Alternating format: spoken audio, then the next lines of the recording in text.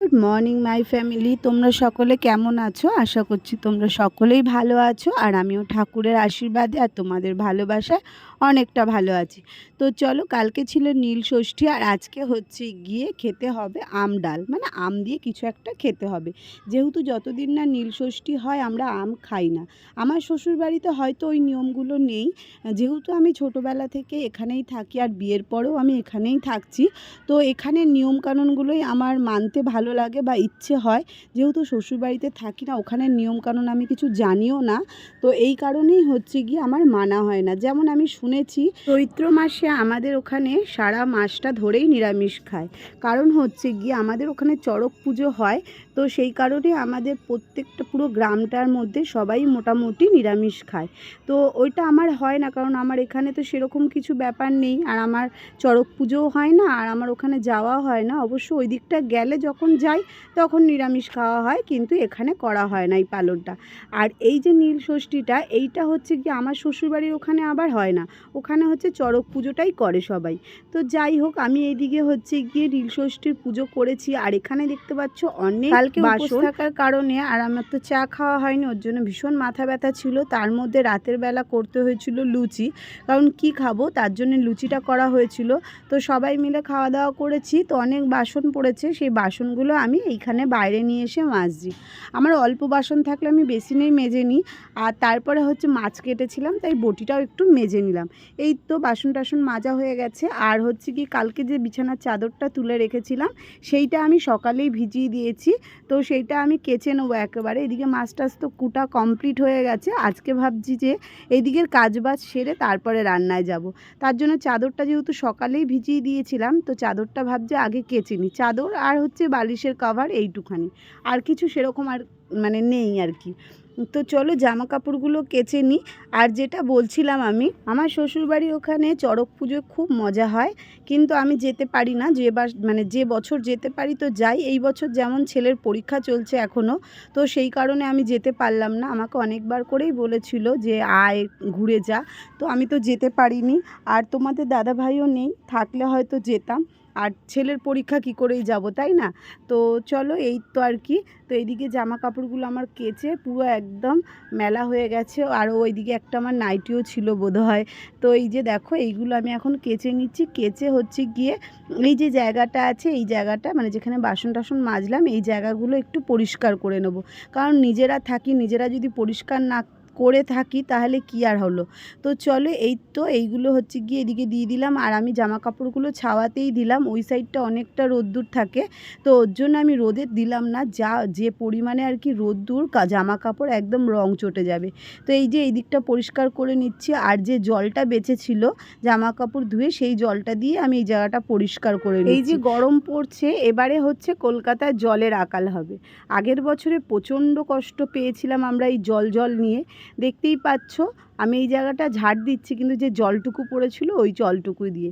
কারণ আগের বারে একদমই কলে জল আসছিল না। আগের বারে যেহেতু ওই বাড়িতে ছিলাম, তখন তো রাস্তা দিয়ে জল নিতে হতো, কিন্তু রাস্তার কলে একদমই জল আসতো না। তার জন্য হচ্ছে কি, কখন গাড়ি আসবে সেই অপেক্ষা করতাম। দেখো এখানে হচ্ছে কি, জামা কাপড় ধুয়েছিলাম, লাস্টের জলটা তো অত নোংরা থাকে না, ওর সঙ্গে আর একটু জল লাগবে, আমি একটু কল দিয়ে মিশিয়ে নিলাম।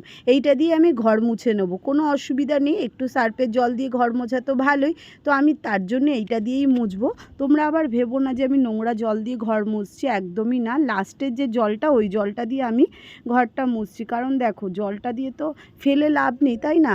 অনেক মানে এখানে তো কাকিদের বাড়িতে আমি যখন এসছি, এদের তো দেখি আবার কারেন্টে হচ্ছে গিয়ে জলটা তুলতে হয়। সেই কারণেই হচ্ছে গিয়ে আমার জল ভীষণ অপচয় করতে গায়ে লাগে।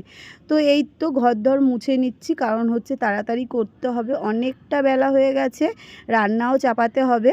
ঘর তো মোছা হয়ে গেছে, এবারে সিঁড়িঘরটা ভালো করে মুছে নেব। রোজ রোজ আমি মুছি না যদিও বা, যেদিনকে দেখি ঠাকুমা মুছে নিয়েছে বা কাকি মুছে নিয়েছে, আমি মুছি না। তো আজকে দেখলাম মনে হয় মোছেনি ঠাকুমা, কি জানি কীরকম মনে হলো, তাই আজকে আমি মুছে নিলাম। রোজ রোজ কিন্তু আমি এই জায়গাটা মুছি না।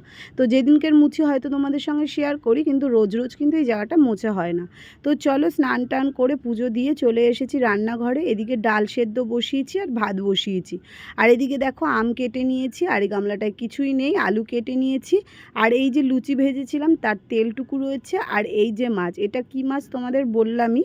আর এটা হচ্ছে গিয়ে লঙ্কা বাটার যে জলটা ওটা, আর কালকের ভাত কিছুটা রয়েছে সেটা রয়েছে। তো চলো আজকে হচ্ছে গিয়ে আমি একটু অন্য স্টাইলে রান্নাটা করব।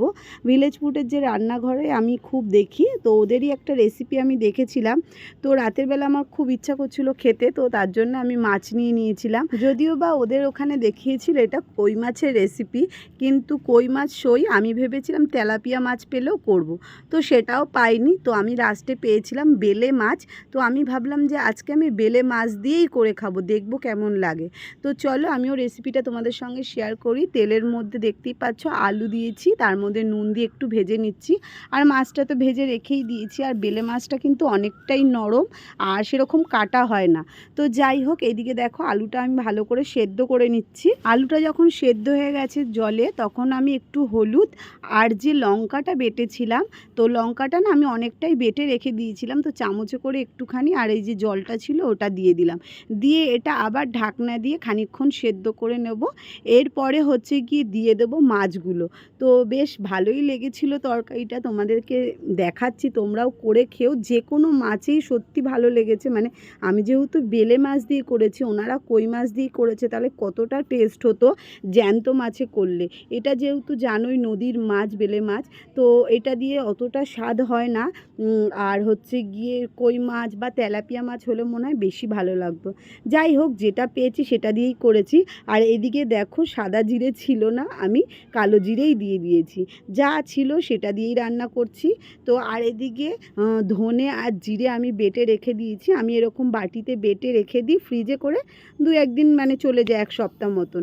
আর একটুখানি টমেটো দিয়েছি, দিয়ে আর এই যে এটা ফোড়নে আর কি, ফোড়ন দেওয়া বলে, ফোড়ন দিয়ে রান্না করা। তো এইটা হচ্ছে আমার ঠাকুমা খুব করতো। ছোটোবেলায় দেখতাম আমার ঠাকুমা সব কিছু ফোড়নে রান্না করতো, মাছ বলো তরকারি বলো যা কিছু। আর ডালে কোনো সময় শুধু ডাল করতো না, বলতো যে নাকি এদের শুধু ডাল খেতে নেই, যদি কিছু সবজি না থাকে একটা ডালে আলু দিয়ে দিলেও হয়। তো সেটা হয়তো আমি যখন মনে থাকে দিই, আর যখন মনে থাকে না আমি দিই না। ঠাকুমার এই কথাটা আমার মানে শোনা উচিত, আমি শুনিও। যখন মাথায় থাকে তখন আমি ডালের মধ্যে কিছু না কিছু দিয়ে দিই। তো এই তো হয়ে গেল আমার তরকারিটা সত্যি খুব সুন্দর হয়েছিল। তোমরা সামনে দিয়ে দেখো, তোমরা বুঝতে পারবে কতটা সুন্দর লাগছে, আর খেতেও খুব সুন্দর লেগেছে। এর মধ্যে হয়তো গোটা মানে সাদা জিরেটা দিলে ভালো লাগতো, কিন্তু খারাপ লাগেনি। জ্যান্ত মাছ হলে তো আরোই টেস্ট হতো। আর বেলে মাছগুলো সত্যি কথা বলতে অনেকটা টেস্টি ছিল।